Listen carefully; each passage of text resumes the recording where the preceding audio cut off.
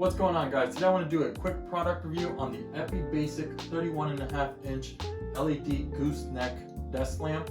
Now this is a great desk lamp. It's got about 4 color options, 5 different brightness levels. It's super flexible, really easy to use, and great for your desktop. Let me go over some of the features right now. So starting off on the top of the light bar, we have the power button. This turns it on and off. We have an ambient light sensor, so if we turn that one on,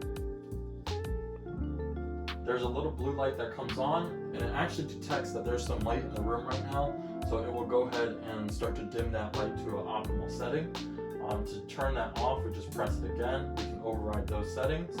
We can also adjust the brightness. So there is 5 different brightness levels. And then we also have 4 different color options. So this is white. So even whiter white, whitest white, and a yellow color. The yellow color is nice because at nighttime it's softer on the eyes, so it won't be harsh and it won't keep you up at nighttime.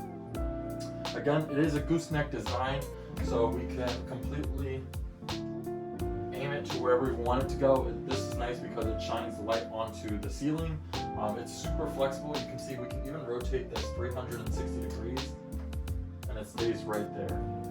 So super great. We can put it vertical, whatever direction we want to. Very lightweight, extremely sturdy. We can aim it just on our desk like so. And then I'll show you also the clamp behind the desk.